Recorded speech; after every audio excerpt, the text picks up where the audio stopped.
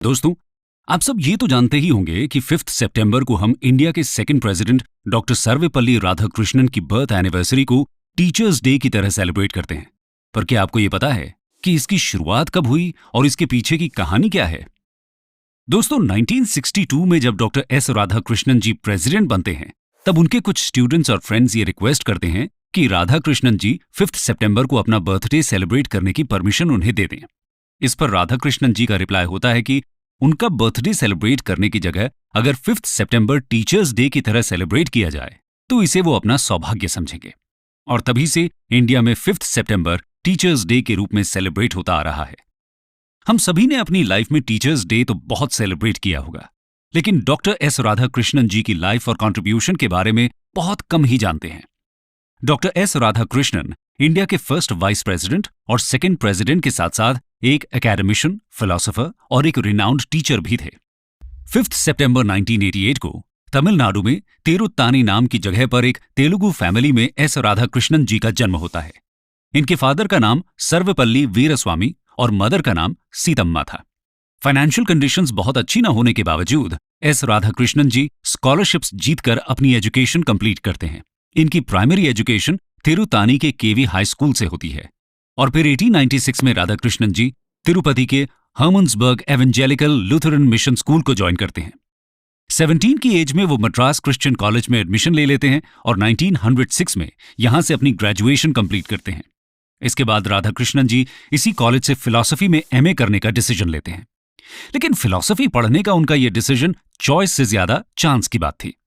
ऐसा इसलिए क्योंकि राधाकृष्णन जी की फाइनेंशियल कंडीशंस बहुत अच्छी नहीं थी और जब सेम कॉलेज से एजुकेशन कंप्लीट करके उनके एक कजिन अपनी फिलॉसफी टेक्स्ट बुक्स उनको पास ऑन करते हैं, तब ऑटोमेटिकली उनका एकेडमिक कोर्स डिसाइड हो जाता है। एमए की डिग्री के लिए उनकी थीसिस का टाइटल था the ethics of Vedanta and its metaphysical presuppositions. इस पेपर में राधाकृष्णन जी इंडिया की वेदांता फिलॉसफी को डिफेंड करते हैं against the western charge that Vedanta lacked ethicality. वो एक्सप्लेन करते हैं कि कैसे हमारी वेदांता फिलॉसफी, जो कि 6 इंडियन ऑर्थोडॉक्स फिलॉसफीज में से एक है और उपनिषद्स पर बेस्ड है, एक्चुअली एथिकल भी है। एमए कंप्लीट करने के बाद राधाकृष्णन जी एज एन असिस्टेंट प्रोफेसर अपने करियर की शुरुआत करते हैं। आइए उनके करियर की जर्नी को थोड़ा डिटेल में देखते हैं। सबसे पहले बात करते हैं डॉक्टर एस राधाकृष्णन जी के एकेडमिक करियर की। एकेडमिक करियर उनके करियर की शुरुआत होती है जब अप्रैल 1909 में मद्रास प्रेसिडेंसी कॉलेज के फिलॉसफी डिपार्टमेंट में असिस्टेंट प्रोफेसर की पोस्ट पर उनका अपॉइंटमेंट होता है।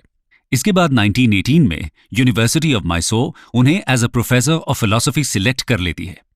तब फिर वो मैसूर यूनिवर्सिटी के महाराजाज कॉलेज में पढ़ाने लगते हैं। इस बीच वो रेप्यूटेड जर्नल्स के लिए बहुत सारे आर्टिकल्स लिख चुके होते हैं और साथ ही अपनी पहली book the philosophy of Rabindranath Tagore भी कंप्लीट कर चुके होते हैं। 1920 में उनकी second book the rain of religion in contemporary philosophy publish होती है। 1921 में उनका अपॉइंटमेंट यूनिवर्सिटी ऑफ कैलकाटा में king George the 5th chair of mental and moral science की पोजीशन पर होता है। इसके बाद वो अपनी यूनिवर्सिटी को बहुत से इंटरनेशनल प्लेटफॉर्म्स पर रिप्रेजेंट भी करते हैं, जैसे कि सितंबर 1926 में हार्वर्ड यूनिवर्सिटी में ऑर्गेनाइज हुई इंटरनेशनल कांग्रेस ऑफ फिलॉसफी में। 1929 में उनको ऑक्सफोर्ड यूनिवर्सिटी के मैनचेस्टर कॉलेज में लेक्चर देने के लिए भी इनवाइट किया जाता है। उनका यही लेक्चर बाद में एज अ बुक पब्लिश होता है जिसका टाइटल था an idealist view of life. June 1931 में king George the 5th Radhakrishnan ji को एजुकेशन की फील्ड में उनकी कंट्रीब्यूशन के लिए नाइटहुड की उपाधि देते हैं और फिर इंडिपेंडेंस तक उनको सर सर्वपल्ली राधाकृष्णन बोला जाने लगता है। इंडिपेंडेंस के बाद वो सर का टाइटल यूज न करके एकेडमिक टाइटल डॉक्टर ही यूज करते हैं। 1931 से 1936 तक वो आंध्रा यूनिवर्सिटी के वाइस चांसलर रहते हैं। 1936 से 1952 तक राधाकृष्णन जी ऑक्सफोर्ड यूनिवर्सिटी में Spalding professor of eastern religions and ethics की चेयर होल्ड करते हैं। 1939 में पंडित मदन मोहन मालवीय उनको खुद अपनी जगह बनारस हिंदू यूनिवर्सिटी का वाइस चांसलर बनने के लिए इनवाइट करते हैं। जनवरी 1948 तक राधाकृष्णन जी यहां वाइस चांसलर रहते हैं। ये तो बात हुई उनके bright and brilliant academic career की। आइए अब उनके पॉलिटिकल करियर को जानते हैं। पॉलिटिकल करियर राधाकृष्णन जी एकेडमिक फील्ड में ब्रिलियंस अचीव करने के बाद ही पॉलिटिकल फील्ड की तरफ आते हैं। 1931 में उनको लीग ऑफ नेशंस की कमेटी फॉर इंटेलेक्चुअल कोऑपरेशन के लिए नॉमिनेट किया गया था। इसके बाद 1946 में वो कंस्टिट्यूएंट असेंबली के लिए भी इलेक्ट होते हैं। राधाकृष्णन जी यूनेस्को के इंडियन डेलीगेशन को लीड करते हैं और 1948 में उनको यूनेस्को के एग्जीक्यूटिव बोर्ड का चेयरमैन भी इलेक्ट किया जाता है। इसके अलावा इन्हें as an Indian ambassador to Soviet Union भी भेजा जाता है। 1952 में doctor S Radhakrishnan ji India के फर्स्ट वाइस प्रेसिडेंट बनते हैं और फिर 1962 में इंडिपेंडेंट इंडिया के सेकंड प्रेसिडेंट बन जाते हैं। दोस्तों, प्रेसिडेंट रहते हुए राधाकृष्णन जी अपनी 10,000 की सैलरी में से सिर्फ 2,500 रुपए ही लेते थे और बाकी की अमाउंट हर महीने prime ministers national relief fund को डोनेट कर दी जाती थी। राधाकृष्णन जी 1967 तक इंडिया के प्रेसिडेंट रहने के बाद पब्लिक लाइफ से रिटायर हो जाते हैं। तो दोस्तों, ये थी डॉक्टर एस राधाकृष्णन जी के ब्रिलियंट करियर की कहानी। अब राधाकृष्णन जी के कुछ और कॉन्ट्रीब्यूशंस के बारे में जानते हैं। कॉन्ट्रीब्यूशंस। राधाकृष्णन जी बहुत सारी बुक्स लिखते हैं, जैसे कि Indian philosophy, the philosophy of the Upanishads, an idealist view of life, eastern religions and western thought और east and west some reflections. और उन्हें 13 बार लिटरेचर के नोबेल प्राइज के लिए नॉमिनेट भी किया गया था। वो non profit organisation HelpAge India के फाउंडर भी थे। ये organisation underprivileged elderly people के लिए काम करती है। राधाकृष्णन जी कंपैरेटिव रिलीजन और फिलॉसफी के वन ऑफ द बेस्ट और मोस्ट इन्फ्लुएंशियल स्कॉलर माने जाते हैं। उनकी फिलॉसफी अद्वैता वेदांता पर बेस्ड थी। उन्होंने कंटेम्पररी अंडरस्टैंडिंग के लिए अद्वैता वेदांता के ट्रेडिशन का रीइंटरप्रिटेशन किया था। अद्वैता वेदांता वेदांता फिलॉसफी का ही एक सब स्कूल है, जिसके सबसे बड़े एक्सपोनेंट आदि शंकरा थे। इस फिलॉसफी के अकॉर्डिंग फिनोमिनल वर्ल्ड सिर्फ एक इल्यूजन है और रियल सिर्फ और सिर्फ ब्रह्म यानी गॉड को माना जाता है। राधाकृष्णन जी ने वेस्टर्न क्रिटिसिज्म के अगेंस्ट हिंदुइज्म को डिफेंड भी किया था और कंटेम्पररी हिंदू आइडेंटिटी के फॉर्मेशन में अपना कंट्रीब्यूशन दिया था। उन्होंने इंडिया और वेस्ट दोनों ही जगह हिंदुइज्म की समझ को नई दिशा प्रदान की थी और इसके लिए वो इंडिया और वेस्ट के बीच ब्रिज बिल्डर होने की रेपुटेशन भी अर्न करते हैं। राधाकृष्णन जी को 11 बार नोबेल पीस प्राइज के लिए भी नॉमिनेट किया गया था। डॉक्टर एस राधाकृष्णन जी 1948 में सेटअप की गई यूनिवर्सिटी एजुकेशन कमीशन के चेयरपर्सन भी बनाए जाते हैं। कमीशन अपनी रिपोर्ट 1949 में देती है और इंडिपेंडेंट इंडिया की पहली एजुकेशन पॉलिसी को शेप करने में इंपॉर्टेंट रोल प्ले करती है। कमीशन यूनिवर्सिटीज के functions, discipline and indiscipline, standards of teaching, examination system, courses of study, medium of instruction etcetera के बारे में अपनी रिकमेंडेशंस देती है।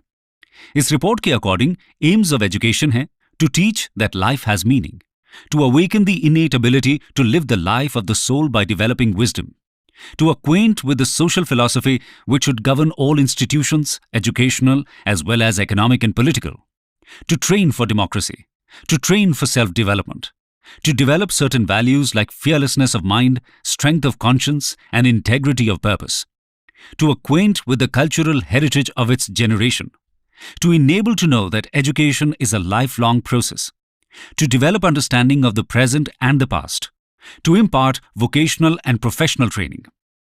1954 में डॉक्टर एस राधाकृष्णन जी को इंडिया के highest civilian award Bharat Ratna से सम्मानित किया जाता है। 1968 में राधाकृष्णन जी साहित्य अकादमी फेलोशिप से ऑनर होने वाले फर्स्ट पर्सन बनते हैं।